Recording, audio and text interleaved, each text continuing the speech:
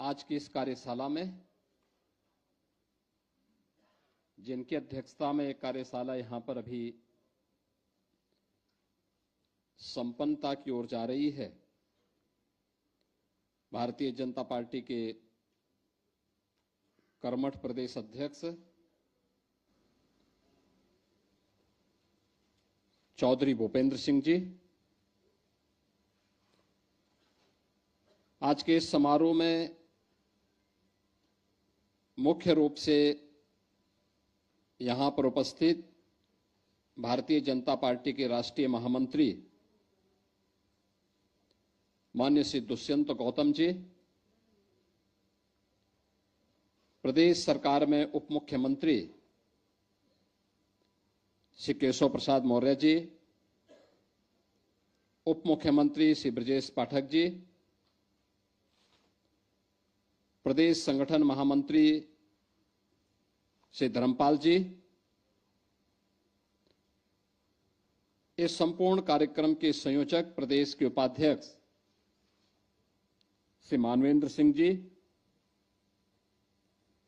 Bharatiya Janata party के प्रदेश सरकार के मंत्रीगण, प्रदेश के पदाधिकारीगण, क्षेत्र और जनपद स्तरीय सभी पदाधिकारी और उपस्थित बहनों और भाइयों,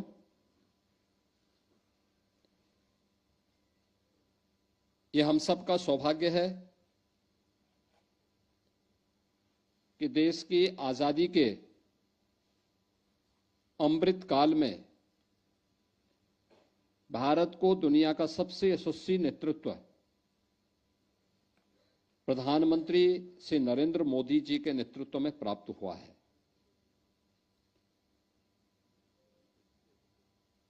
अमृत काल के इस आयोजन के अवसर पर जो विकसित भारत का एक अमृत काल है, इसमें सेवा, सुशासन और गरीब कल्याण के 11 वर्ष पूरे हो रहे हैं। इन 11 वर्षों की उपलब्धियों को लेकर के किन किन प्रकार के कार्यक्रमों को लेकर के हमें प्रदेश स्तर पर, जनपद स्तर पर, मंडल स्तर पर और शक्ति केंद्र स्तर पर कार्यक्रम करने हैं, इन कार्यक्रमों की एक रूपरेखा यहां पर प्रदेश संगठन महामंत्री श्री धर्मपाल जी ने और राष्ट्रीय महामंत्री श्री दुष्यंत गौतम जी ने अभी यहां विस्तार से आप सबके सामने रखी है। इसमें बहुत कुछ कहने की आवश्यकता नहीं। मुझे लगता है कि आप लोगों ने अभी प्रदेश सरकार की 8 वर्ष की उपलब्धियों को लेकर के एक विस्तृत कार्यक्रम हर बूथ पर जाने का बनाया था और विस्तृत सामग्री, प्रचार की सामग्री आप तक पहुंची थी। प्रचार की सामग्री कमोबेश वही होगी, लेकिन अब केंद्र सरकार की 11 वर्ष की उपलब्धियों की सामग्री जो आएगी, इसमें अखिल भारतीय स्तर की होगी, जिसमें राज्य भी होगा और पूरे देश स्तर पर क्या कुछ नया हुआ है, यह एक नया अनुभव आपके सामने होगा, जिसको लेकर के प्रतिवर्ष किसी न किसी बहाने आपको संवाद के माध्यम से, कार्यक्रमों के माध्यम से और सरकार की 1 वर्ष, 2 वर्ष, 3 वर्ष या 10 वर्ष की उपलब्धियों को लेकर के अलग अलग समय में जाने का अवसर प्राप्त हुआ। 2-3 आग्रह इस संबंध में थे। अक्सर होता है सभी कार्यक्रमों में हम केवल कार्यकर्ताओं की भागीदारी सुनिश्चित कर पाते हैं, कॉमन मैन कहीं ना कहीं उससे अलग हट जाता है, पीछे रुक जाता है, या प्रोफेशनल्स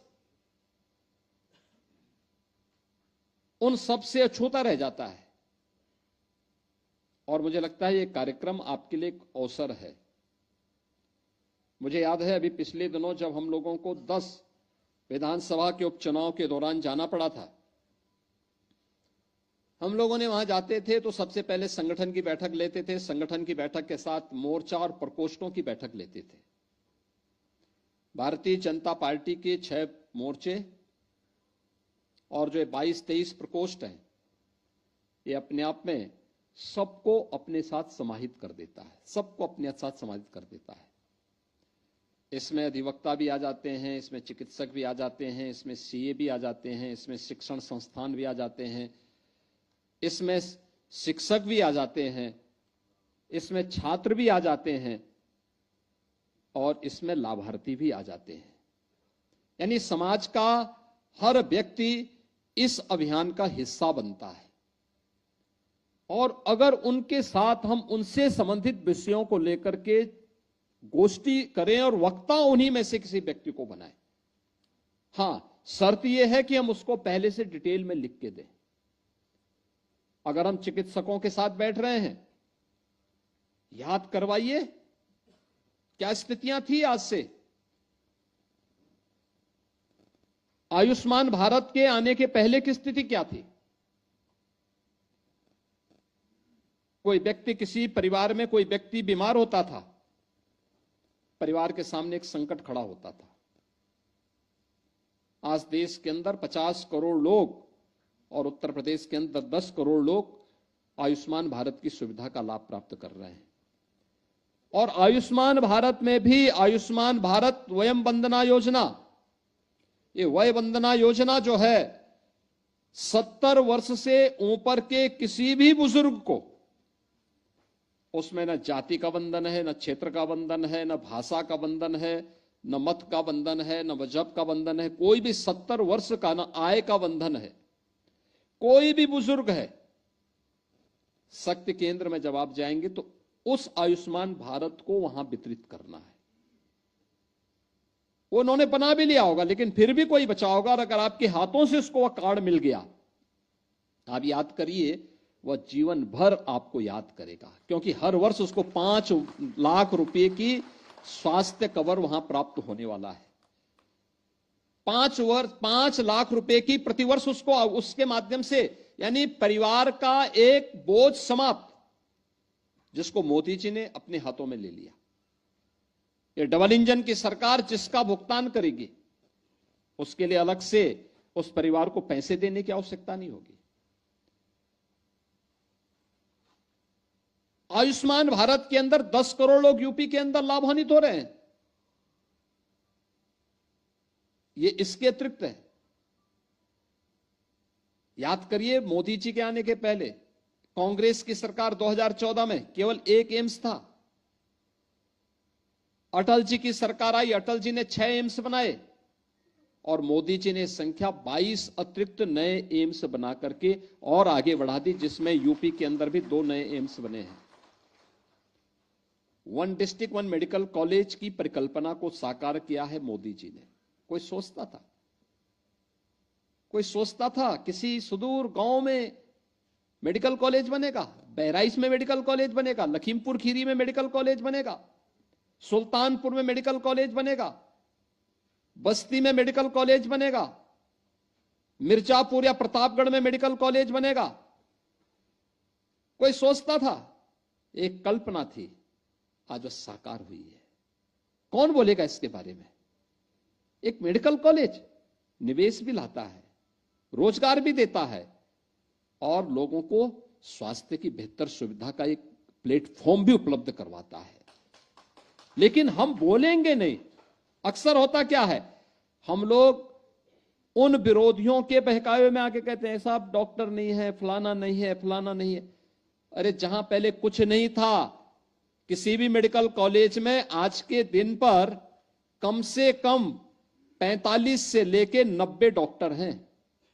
किसी भी मेडिकल कॉलेज में जहां एक भी नहीं था, वहां ये 45 से लेके 90 डॉक्टर उस जिले में एक छत के नीचे उपचार की सुविधा उपलब्ध करवाने का काम कर रहे हैं। लेकिन जब हम बोलेंगे तब ना, जब हम बोलेंगे तब ना। जो यहां पे ब्रजेश जी ने कहा, पहले होता क्या था, ट्रेन से पानी पहुंचाने की व्यवस्था होती थी और वह भी नहीं मिल पाता था। आज हर घर नल की योजना लागू हो रही है। हम लोग बोलने में संकोच करते हैं। लाभार्थी ग्रुप को पकड़ना और उनको उनके बीच में उन लोगों को उपलब्ध कराना। देखिए, आयुष्मान भारत का लाभ, आयुष्मान भारत की सुविधा का लाभ जो लाभार्थी उसको तो मिला ही मिला है, लेकिन इसका लाभ डॉक्टर को भी मिला है, पैरामेडिकल को भी मिला है और अन्य नए लोगों के लिए रोजगार के नए अवसर भी उपलब्ध हुए हैं। डॉक्टर को इसलिए क्योंकि उसके पास पेशेंट अब फ्रीक्वेंट जा सकता है, इम्पैनल्ड हॉस्पिटल हुए हैं। अब डॉक्टर को यह संकोच नहीं कि मैं उपचार करूंगा तो पैसा मिलता है, मिलेगा कि नहीं मिलेगा, क्योंकि आयुष्मान का कार्ड एक गारंटी उसके सामने है। ये हम अगर चिकित्सकों के साथ सम्मेलन कर रहे हैं और उसको ये सब डाटा उपलब्ध करवाते हैं, उन्हीं में से कोई चिकित्सक बोले कुछ लाभार्थियों के इंटरव्यू आप करवाइए मंच पे नेताओं के भाषण कराने से अच्छा होगा लाभार्थी 10 लाभार्थी बुलाइए जिसने आयुष्मान भारत से लाभ लिया है, ढूंढिए उनको, उनका भाषण कराइए, क्या लाभ हुआ, कितना उसकी बचत हुई है। कोई डॉक्टर बोले आयुष्मान भारत की सुविधा का लाभ क्या है, वय वंदना योजना का लाभ क्या है, उस गरीब से पूछिए जिस पे ये बीतती है, जिसको इसका लाभ मिला है। कितना बड़ा मैसेज होगा जब समाचार पत्रों में उस सफल स्टोरी छपेगी तो लाखों लोग पढ़ेंगे उसको और वह भारतीय जनता पार्टी का एक प्रचार अपने आप में हो जाएगा। यह प्रचार का माध्यम है। हम आयुष्मान भारत के साथ साथ जिन 60 लाख गरीबों के लिए प्रदेश में मकान बने हैं, शहर हो या गांव, और वह तबका जिसकी कोई वाइस नहीं थी, बनटांगिया, मुसहर, कोल, थारू, सहरिया, बुक्सा, चेरो, गौड़, जिनको 100% सेचुरेट करने की कार्रवाई हुई है, लगातार हो रही है। मुझे याद है कल मैं अपने ऑफिस में बैठा था, एक प्रयागराज के कुराओं के सुदूर गांव से एक कोल जाति के व्यक्ति ने मुझसे मिलने का समय मांगा, पत्र भेजा था उसने, पत्र मुझे मिला, मैंने उसको कल बुलवाया। मैं मानता था, मैंने कहा हो सकता कोई उसकी अपनी पीड़ा होगी, कोई बात होगी, तो मैंने उसको बुलाया, मैंने कहा बताइए कैसे आना हुआ। आया, उसने कहा साहब पहली बार कोल जाति के लोगों को किसी सरकार ने पूछा। मैंने कहा भी कैसे आपको पता? उसने कहा नहीं, जो आपकी सरकार ने कोल जाति के लोगों को मकान अनिवार्य कर दिया है उसमें हमारे गांव के कई लोगों को मिला है। तो मैंने कहा भी देखो, कोल जाति का इतिहास तो भगवान राम से जुड़ता है, अगर हम उसके लिए कुछ करते हैं तो ये तो भगवान के प्रति कृतज्ञता ज्ञापित करते हैं हम लोग। इतना प्रफुल्लित था। मैंने कहा कोई बात हो बताओ। उसने कहा नहीं साहब, मैं तो केवल मिलने के लिए आया था कि कैसे होती है सरकार और कैसे होती है। तो मैंने कहा कोराओं से आए हो क्या? कहा हाँ मैं कोराओं से आया हूं, केवल मिलने के लिए आया हूं। हम लोग अगर इंटरेक्शन करने की आदत डालें, ऐसे लोगों को चिन्हित करें, आपके ब्रांड एम्बेसडर हो जाएंगे। यंग लड़का था, पढ़ा लिखा मुझे लग रहा था, योजनाओं की जानकारी रख रहा था। क्या हम इन मुद्दों को लेकर के कभी बोल पाएंगे? उन लाभार्थियों के पास जा पाएंगे, उन लाभार्थियों के ग्रुप के साथ, और उन्हीं लोगों का भाषण करवाना। अगर हमने प्रधानमंत्री आवास योजना से जुड़े हुए 100 लोगों को या उस शक्ति केंद्र के 25-50 जितने भी लोगों को मकान मिले हैं, उनको उन्हीं का एक सम्मेलन किया और उन्हीं का भाषण करवा दिया, कितना प्रभावशाली होगा, कितना प्रभावशाली होगा। क्योंकि मकान ही नहीं मिला है, कनेक्शन भी मिला है। उज्ज्वला योजना का कार्ड भी, उज्ज्वला योजना का कनेक्शन भी मिला है, बिजली का कनेक्शन भी मिला है, राशन कार्ड भी मिला है, पात्रता के अनुसार पेंशन भी मिली है। ये सभी चीज हम उसके साथ जोड़ सकते हैं। तो ये कार्यक्रमों को जोड़ना, और यही उस स्कीम के अंतर्गत है कि शक्ति केंद्र में वय वंदना आयुष्मान कार्ड के वितरण की व्यवस्था करना। 70 वर्ष से ऊपर का कोई भी है उसके लिए कुछ को पूछना नहीं, उसको 70 वर्ष का उसके पास कार्ड होना चाहिए, उसका आधार में 70 वर्ष होना चाहिए, अपने आप उसका कार्ड बन जाएगा। आपको केवल अपने हाथ से उसको वितरित कर देना है। वितरित करिए, खुश होकर के वो व्यक्ति आपके यहां से जाएगा, आपसे इस बारे में चर्चा करेगा। अलग अलग कार्यक्रम जो अलग अलग विषयों को लेकर के होने। पिछले 11 वर्ष भारत की विरासत से विकास की एक बेहतरीन यात्रा है। भारत की विरासत को आजादी के बाद पहली बार पहचान मिली है, पहली बार मिली है। याद करिए, मोदी जी पहले प्रधानमंत्री हैं जो अयोध्या में राम जन्मभूमि मंदिर निर्माण के शिलान्यास में भी आए और रामलला की मूर्ति प्राण प्रतिष्ठा के कार्यक्रम में भी आए। पहले प्रधानमंत्री हैं मोदी जी, पहले प्रधानमंत्री।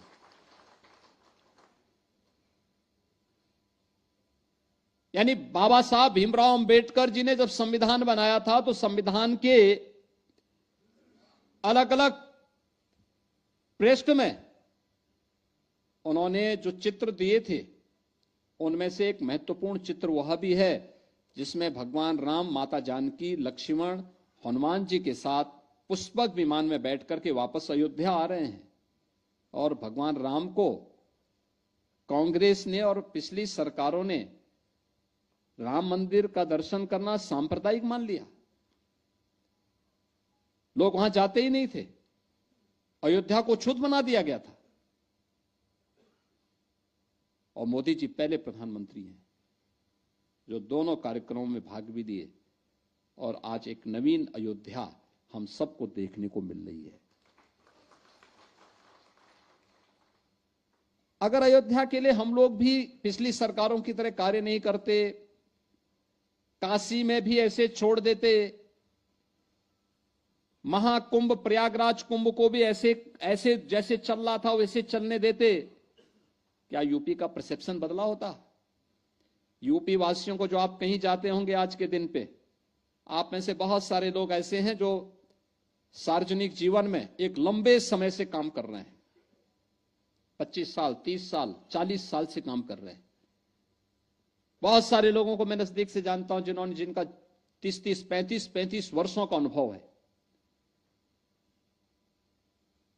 आज से 11 वर्ष पहले भी आप देश के अंदर जाते थे, यूपी के नाम पे नाक भों कैसे लोग सिकोड़ते थे, नजरें कैसे फिरते थे, कैसे आपके साथ व्यवहार होता था।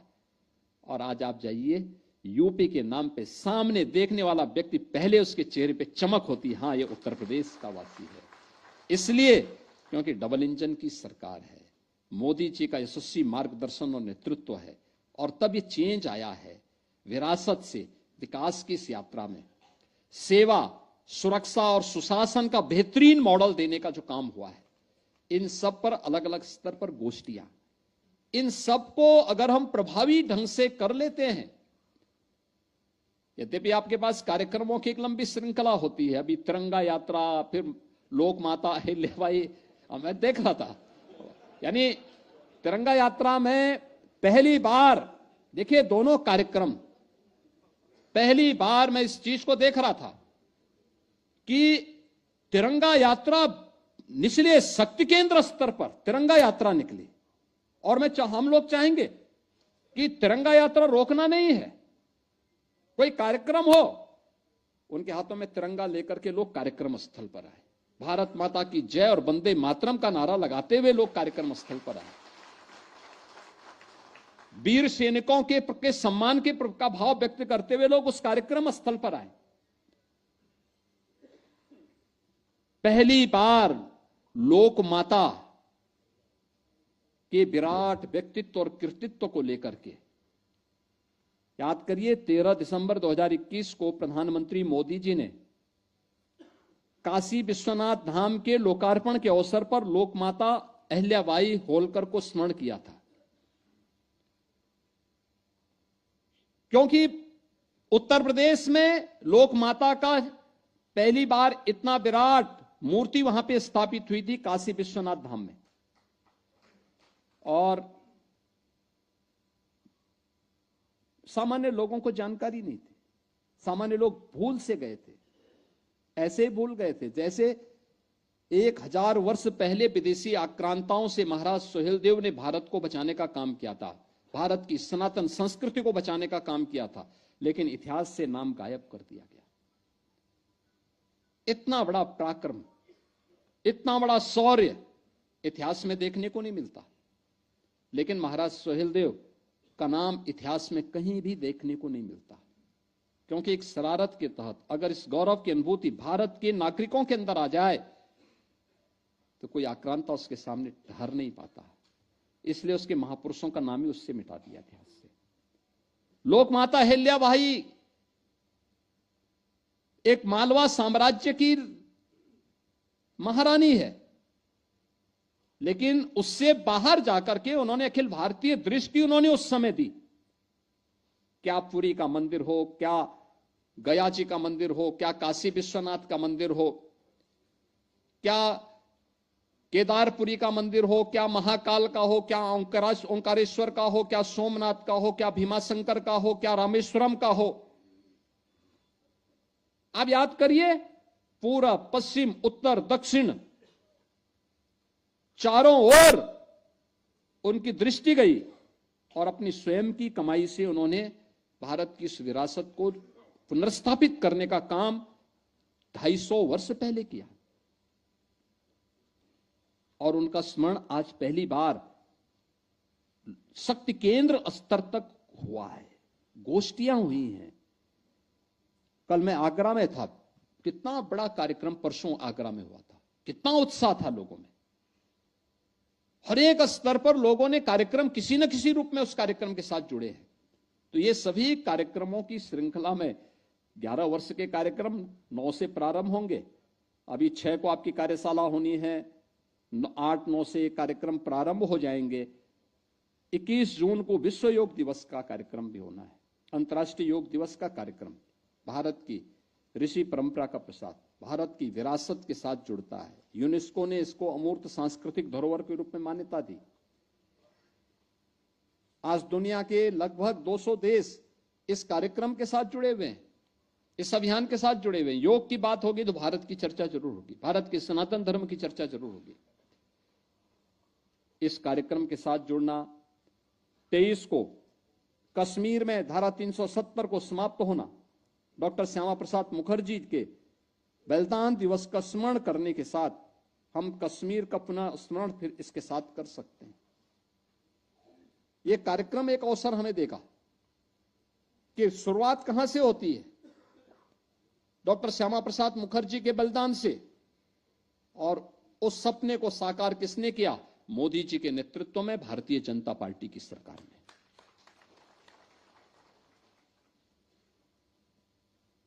25 जून इस संविधान के नाम पर देश की जनता को गुमराह करने वालों लोगों के काले कारनामे देश की जनता के सामने रखने का अवसर। आपातकाल का दिवस, इस पर गोष्ठी, लोकतंत्र सेनानियों का सम्मान। और अच्छा होगा लोकतंत्र सेनानी भाषण करे, वे पत्रकार भी होंगे, राजनेता भी होंगे, वे उस समय के सामान्य नागरिक के रूप में भी अपना जीवन यापन कर रहे होंगे। अगर उनको हम मंच पे बुला करके सम्मान कर सकें, उनमें से 2, 4, 5 लोगों के भाषण करवा सकें, अगर ये कार्यक्रम होगा तो और प्रभावी होगा। वे अपने मुंह से बोलेंगे इन बातों को। आपातकाल कैसे हुआ था, क्या क्या हुआ था, किस प्रकार की साजिशें देश के लोकतंत्र के प्रति और बाबा साहब भीमराव अंबेडकर के द्वारा बनाए गए संविधान के प्रति कांग्रेस ने किया था, ये भी हम इसके साथ उस समय उस कार्यक्रम के माध्यम से कर सकते हैं। प्रदेश स्तर पर इसके लिए बड़ी कार्य योजना भी बनेगी। और 5 जून को विश्व पर्यावरण दिवस, एक पेड़ मां के नाम, यहां से शुरू होना है। जैसे अभी धर्मपाल जी ने कहा ही है, एक पेड़ मां के नाम। अभी बरसात कम है, हो सकता है अभियान उतना सफल न हो। 23 जून तक बरसात पड़ती है तो 23 जून को, और नहीं तो जुलाई प्रथम सप्ताह से लेकर के हम लोग इसको 15 अगस्त के बीच बड़े पैमाने पर, इस बार सरकार ने भी इस कार्यक्रम को लिया है कि हर जनपद में एक नदी के पुनरुद्धार के कार्यक्रम और उस नदी के ही कैचमेंट एरिया में व्यापक वृक्षारोपण का कार्यक्रम। अगर पार्टी भी उसके साथ एक साथ प्रशासन के साथ विभागों के साथ जुड़ती है तो नदी संस्कृति के प्रति, जिसको हमने मां कहा है, याद रखना, गंगा की धारा गंगोत्री से लेकर के गंगा सागर तक जाती है, लेकिन हमारे पूर्वज हर गांव और जनपद से निकलने वाली छोटी बड़ी नदी हो उसको भी गंगा कहकर के ही पवित्र नाम देकर के उसको संबोधित करते हैं। यही हमारा संबोधन है, ये पवित्र भाव है। उस नदी संस्कृति के प्रति कृतज्ञता ज्ञापित करते हुए उसके पुनरुद्धार के अभियान के साथ श्रमदान के साथ जुड़ना और उसको अविरल और निर्मल बनाने में अपना योगदान देकर के व्यापक वृक्षारोपण के इस कार्यक्रम में एक पेड़ मां के नाम के ही साथ, इस थीम के साथ ही हमें इस कार्यक्रम के साथ जुड़ना है। अगर ये कार्यक्रम हमारे आगे बढ़ते हैं तो लगातार एक श्रृंखला आपके साथ होगी कार्यक्रमों की, अलग अलग स्तर पर और अलग अलग टोली बना करके कार्यक्रम हो। जैसे आपके मोर्चा प्रकोष्ठ को जीवित करने का समय है ये प्रकोष्ठ, उस प्रकोष्ठ को जिम्मेदारी दीजिए। चिकित्सा प्रकोष्ठ को चिकित्सकों का सम्मेलन आपको करना है। अधिवक्ता प्रकोष्ठ को जिम्मेदारी दीजिए, वे अधिवक्ताओं के सम्मेलन आपको करने हैं। पार्टी का एक पदाधिकारी मंडल स्तर का या जनपद स्तर का उन कार्यक्रमों में भागीदारी ले। अलग अलग प्रकार के प्रकोष्ठों को उसके साथ जोड़ करके उनको जिम्मेदारी दे करके और वे कार्यक्रम करें। कार्यक्रम में संख्या जनपद स्तर पर और मंडल स्तर पर मान्य रखेगी, लेकिन जिसे हम शक्ति केंद्र स्तर पर करना चाहते हैं या अन्य स्तर पर करना चाहते हैं, वहां पे जितने भी लोग आएंगे, याद करना वह आपके लिए एक उपलब्धि ही होगी। और बड़े कार्य स्तर पर अगर आप करेंगे तो उतना ही व्यापक रूप से इसका प्रचार प्रसार और फिर साहित्य को घर घर पहुंचाने का कार्य उनके माध्यम से भी होने में हमें मदद मिलेगी। इस पूरे कार्यक्रम के प्रति मैं अपनी शुभकामनाएं देता हूं और इस पूरे कार्यक्रम को सफलता बनाने के लिए सरकार के मंत्रीगण, संगठन के पदाधिकारीगण हर स्तर पर जाएंगे। उस विश्वास के साथ हम इसे सफल बनाएं। आप सबके प्रति मेरी मंगल में शुभकामनाएं। धन्यवाद। जय हिंद।